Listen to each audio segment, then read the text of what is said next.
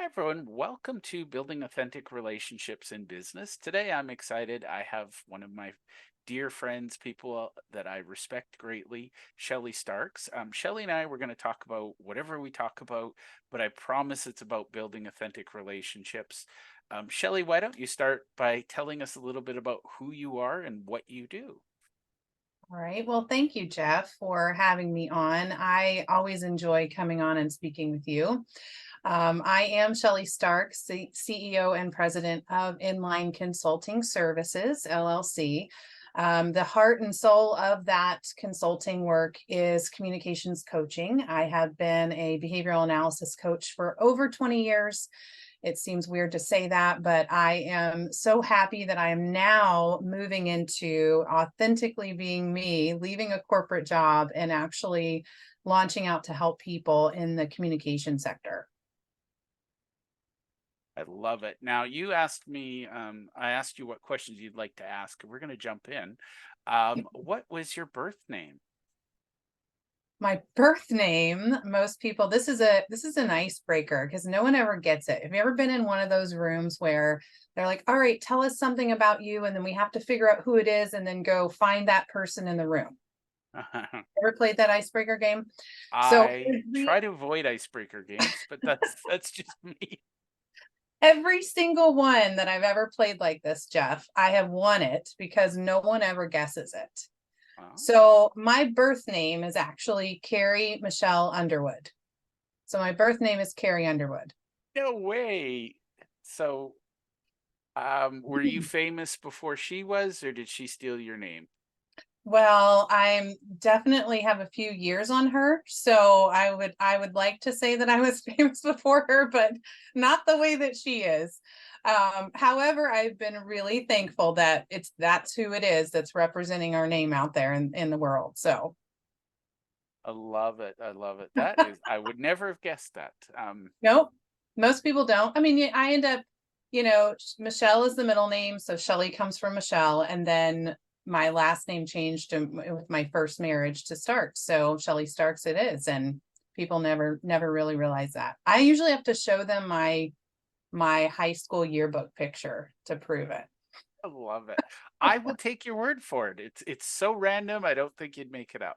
Uh, Now, Shelley, you and I have had many conversations, and it almost always talks about, we come back to communication and community building. I think before we started recording, sorry everyone, you missed a lot of randomness that Shelley and I talk about, but we got to have some fun on our own before we share with the world. Um, we're going to figure it out, but I feel like we're going to talk about communication because I don't know how to build an authentic relationship without good communication. Is that a fair assessment? It is a fair assessment, but I think the very first thing that has to happen is that you have to have something that you relate somehow. Like in order for those defensive gates to go down, there has to be something relatable. So whether that's you come to the same part in the Christmas store and are looking at the same ornaments at the same time, or you're at a restaurant and you have the exact same meal, or somebody introduces you and you just love that person, the both of you love the person that introduced you, there's usually something that is a human connection somewhere that makes it more authentic in that conversation. And once that happens, then once you start looking at their behavioral style and trying to talk to them in a style that's comfortable to them, I think that's where the relationship starts to build. I think that we've lost a lot of that in our doing digital communication, where we don't really read body language as well. We can multitask when we're on these calls. We're doing all these different things, and it's not really an undivided attention thing. And I feel like people love having their undivided attention, like somebody having that undivided attention and giving that to them helps them feel like that's a connection that they're not getting anywhere else. I love that. And I think that's, I talk to a lot of amazing people. Esther Deutsch introduced you and I. Yes, the One of best. her big aha moments, which was we both discovered it together, was the best networkers are very self-aware. And I think Hmm. that's one of the things that fascinates me is how can you be a good connector if you're not self-aware? How can you build relationships if you don't know what you want, what you are?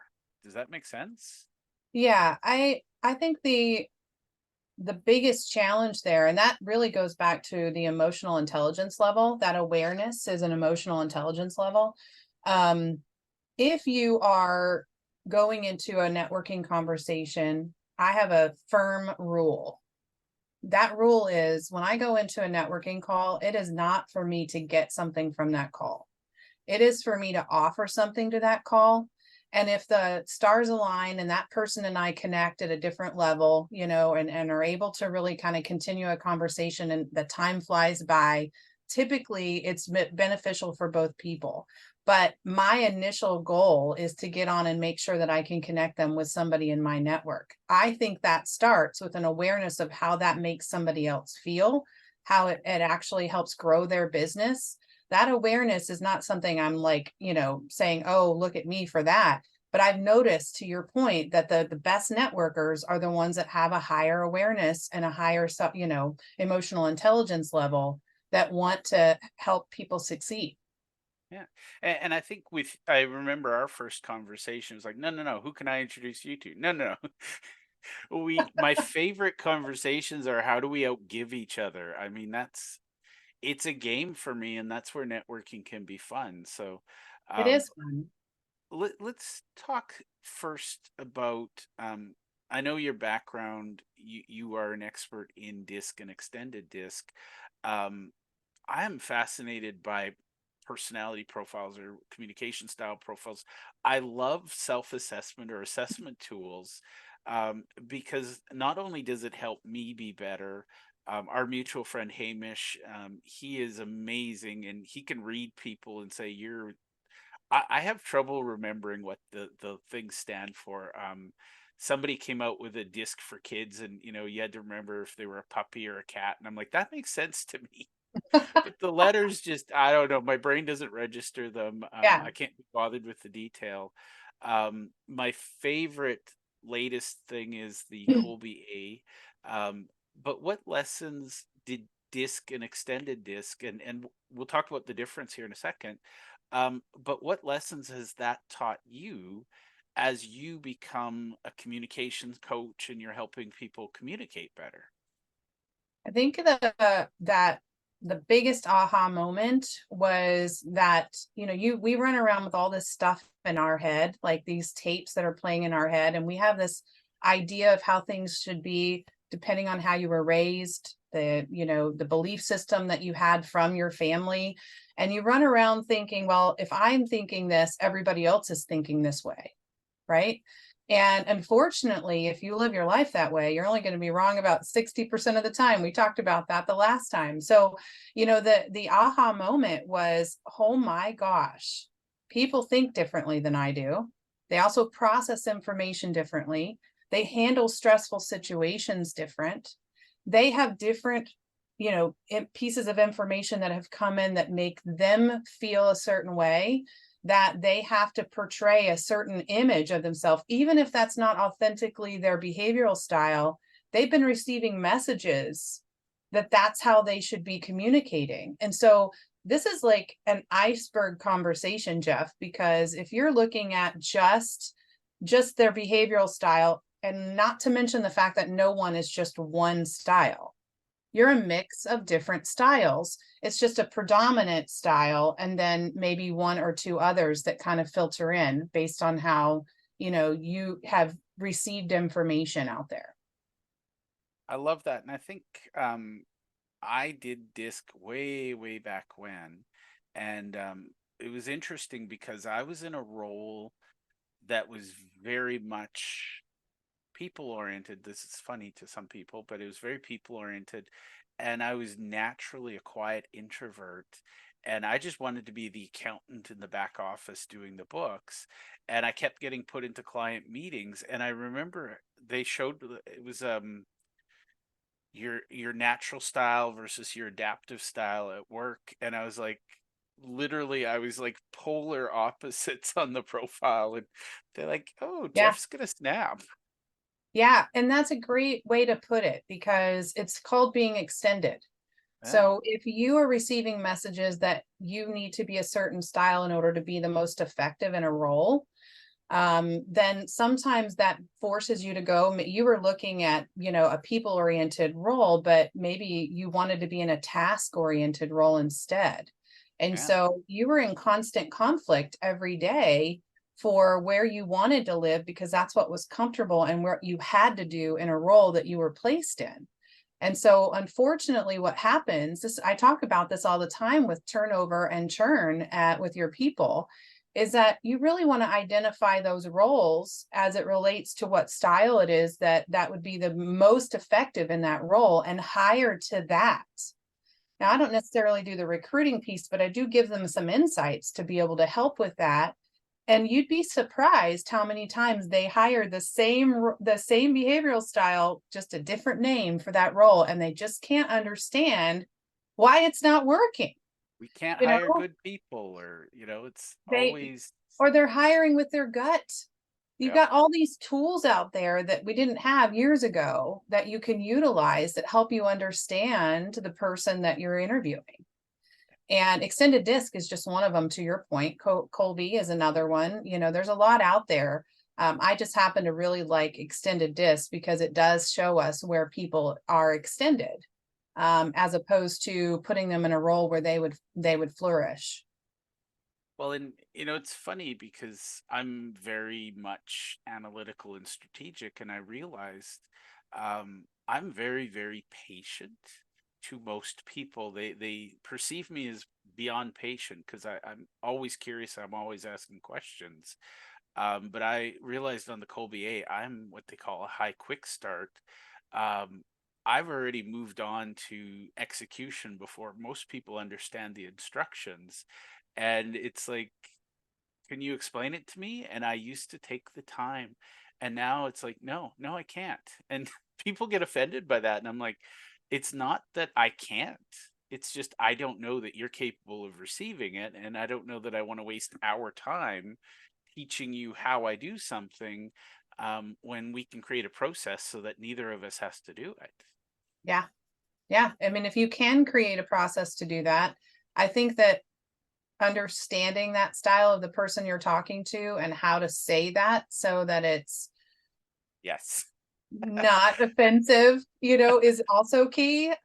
Because, yeah, there are things that we want to do, there's things that we have to do, and then there are things that other people can do for us. And so trying to figure out where those categories lie in your life, especially as a leader in an organization, or a leader of a company, like you're an entrepreneur, and you work with all these different people, knowing where you want to spend your time and where you don't want to spend your time, probably more importantly, where you don't want to spend your time, and on the types of things you don't want to do is really key.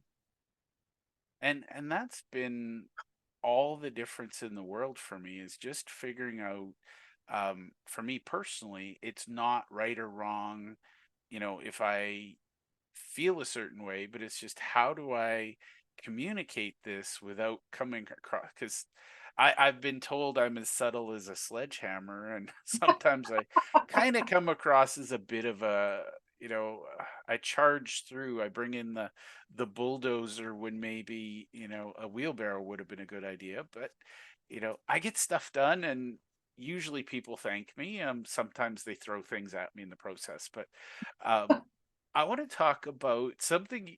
So, for those of you who don't know me, when I meet somebody, that I like, something always sticks in my brain. And I remember the first time you and I met, you were talking about your daughters and how they were applying disc in their personal relationships. And I feel like we'd be remiss. And again, this is not a pitch for go out and do disc. This is learn how you communicate, learn how to recognize how others communicate, in intimate relationships. I know for a fact, if I'm present and aware, my wife and I never fight. But if I'm not paying attention, we don't fight so much as just it's friction, and it's like, God, that was Mhm. pointless. Um, so I try to, take a breath, try to be present. Um, would you be willing to share your aha moments with your daughters and their boyfriends? Yeah, I think that the biggest thing is to understand you're dealing with not just behavioral styles. I mean, you're dealing with, at the time that we really went full head in as a blended family, our girls were teenagers. So there's a lot of teenage things going on there. They were only children originally. We had to make them share a bathroom. That was always a Oh bone my of god. contention.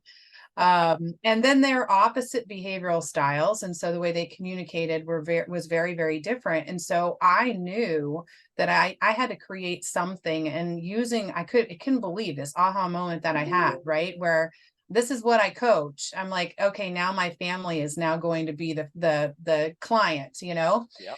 And it was difficult in the beginning because we had to sit down and have some, you have emotions run high in your family dynamic. And so I had to just kind of say, okay, to Jay, to Abigail, to Brittany, hey, we got to sit down. We have to figure this out. So I assessed everybody. I printed out all of the reports I could possibly print out so that I could point out different things to them. And as soon as they started noticing, oh, yeah, these things are what makes us different, they were able to say, okay, maybe I need to approach that conversation differently with my sister, or maybe I need to approach that differently with our daughter, right? Because she might have been more literal. We talked about this a minute ago. I have one that's really literal. And when say inference, anything in an inference, she doesn't get it. It just goes right over her head, and you could be saying every inference in the world that could mean something to you and I, but to her it just is not information she can take in. Yep. And so learning that, oh, okay, I need to actually just say to her, please take out the trash. Yeah.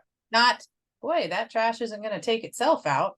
I mean, this is not. No, no, it won't. No, she's like, no, it won't. Like, but that doesn't mean Abigail go do it, right? Yep. And so I just had to learn, and I had to teach my family, how are we going to communicate in a way that's going to actually resonate with them. So Yep. it doesn't have to be huge shifts. It's just a little bit of a shift. And then as they got older, they started using this in their own life with their boyfriends, with their work, their boss and their coworkers and their friends. And I just love now that they're old enough to come back and talk and tell me how impactful this has been, and that they really think that everyone should learn this tool. And to be honest with you, that was something that really spurred my transition last year from corporate America to really launch out and help small businesses learn to communicate. Well, and I love that because I realize my youngest is Captain Literal. I mean, he is smart as a whip. He can tell you, where the origin. He actually can explain the origin of the universe and the Big Bang Theory better than anybody I know. But if you Amazing. say, that's not going to clean itself, he'll look at you and say, "No, it's not," and he walks past it. And my wife and I are like, "Wait." But that's the aha moment is, you got to recognize, and I think that's one of my favorite things. By the way, my boys have taught me more about communication as a father than anything else in my life. But when you really care about a relationship, you need to be really clear in that conversation, and making sure, it's not the other person's job to receive what I want to teach or share. It's my job to communicate it.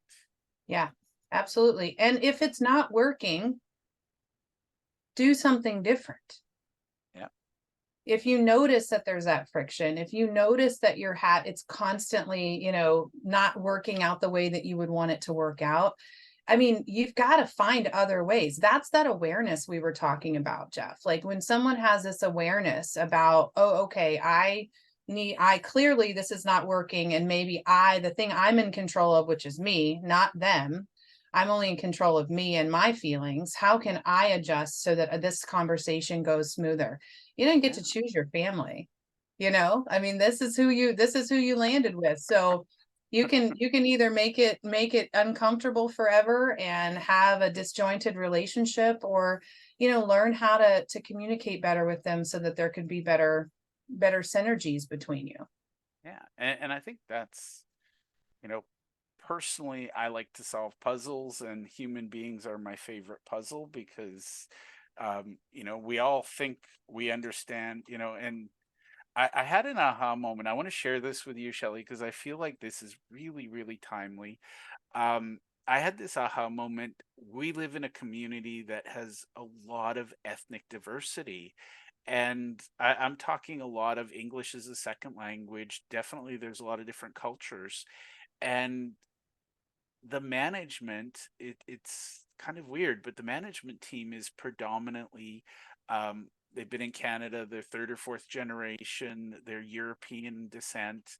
I had this aha moment that how much of the friction is just because the poor ESL people don't fully get the nuances of what management's saying, and management's getting frustrated because their employees aren't doing their things. And I'm like, I feel like there's a new role needed in any large organization, just cross-cultural translations. Yeah, I agree. It is, it's difficult because it's not just about, we'd be remiss if we said it was just about a behavioral style. It's not, because you've got a lot, as humans, we're very, very complex, right? Yeah. And you've got dialects, and then you've got languages is one thing, dialects is another, culture is another. Even crossing from Canada and the US, there's some cultural things, right, that are different. There's different phrases that mean different things, and especially if the emotions run high in any kind of situation, now you're throwing a whole nother layer of complexity onto that conversation on top Yeah. of all of the things we just talked about. And I mean, that's a big example, but it just like I remember, I grew up in a predominantly German neighborhood, and it was even dialects between, somebody from the Black Forest area versus somebody from these people spoke the same language, but with different cultural markers. And I just find it fascinating how we spend so much of our lives with other human beings, and yet we get so little actual deliberate training around how do we communicate. Yeah, I agree. And it should be part of what I consider to be just like elementary level study. It's important that we learn history, it's important that we learn math, it's important that we learn science. It's important, all of that is important, but we forget that all of it resonates from a human connection or communication between people. Yeah. So, how do we get to that point where we have more self awareness that the person in front of us is not like us and that it's okay?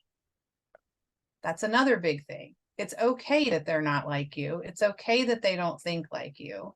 It's Yeah. okay that they do not agree with you, but it doesn't mean you can't have an actual conversation and get along in that scenario at work or wherever at home. If you're learning how to adapt to that person's style and then maybe being more empathic or empathetic to what their feelings are around that. I don't pretend that that's the answer to everything, but I do know we have to start somewhere. It can't hurt in any possible way, right? Yeah, exactly. By the way, Shelly, I'm going to share something for the universe because the world doesn't think that I'm nerdy enough. Would you believe that I've discovered that I love working with artificial intelligence? And believe it or not, it's helping me be a better communicator, because one of the patterns I notice is they've programmed better communication in than we have with most humans. And I want people just to pay attention to, if you're ever in an AI, when you give it an instruction, it replays back, here's what I think you want. Is this correct? And I'm just going to say that it's amazing how much you can get done when you're not yelling at somebody because why did you skip step three? And they're like, what's step three? Whereas, so I'm practicing, believe it or not, this is Jeff's observation. Um, I'm a better human communicator with my kids, with my wife, because I've been practicing with AI. So just as a way, if you Wow. don't want to practice on a human, AI literally teaches you exactly what to do. Well, and there's all kinds of tools out there where if Yeah. you want to learn about, behavioral styles, you can go out and just get the basics on all of that. There's also plugins that you can put on LinkedIn profiles, Facebook profiles that helps you kind of hone in. It's not an end all be all, but it helps you hone in onto what their behavioral style might be based on what they actually post and how they communicate that.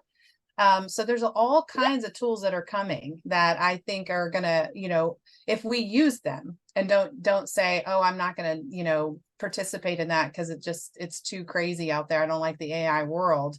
Yeah. Use it to your advantage. And I know that there are lots of companies that are using these plugins, and I don't have any one in particular that I promote, but it definitely is a good start for opening dialogue with somebody. I love it. And that's the thing. I mean, my advice to people is play with AI, and then once you're comfortable, start to practice on real humans, because at some point, we're going to have a power outage of global proportions. We're going to have to sit around the campfire, God forbid, talk to our neighbors because, the Wi Fi is down. And wouldn't it be nice to be able to talk to a human? Um, I know somebody in their 20s that they get really nervous publicly. Um, they text their mom to ask if dinner's ready. It's like, oh my God, get off your phone, come down, say, hi, mom, how was your day? Can I help you make dinner? Not mom, dinner. So what I'm hearing you say is there has to be balance, right? So there's Yeah, the AI tool that you can utilize for that, but then we can't lose the personal touch and we've got to really learn to communicate, in person as well. yeah. And for the record, I once texted my kid and then I'm like, wait a minute, I'm not that guy. So I Yep. texted and said, could you please come here? I don't want to shout, but, so we could have a face to face. Now, Shelly, I'm going to run out of time here, but I could talk to you all day. What are some practical things you'd suggest? I'm a big fan of community for people who are looking to, I'm not talking about people who just started networking. I'm talking about people who are really good at networking and they want to get really better at it. What are some of your favorite tips, couple just to get people started and moving forward in that direction? One of the things that I always suggest is when you have a one-to-one, make sure you're getting the most out of that one-to-one. Don't just have a one-to-one just for the sake of having it.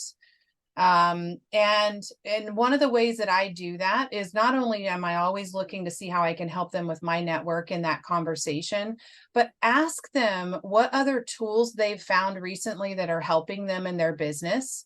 And then the second thing is to ask them, basically, are there any groups or networking, opportunities that you've seen that are actually, really beneficial for the type of business that you're in?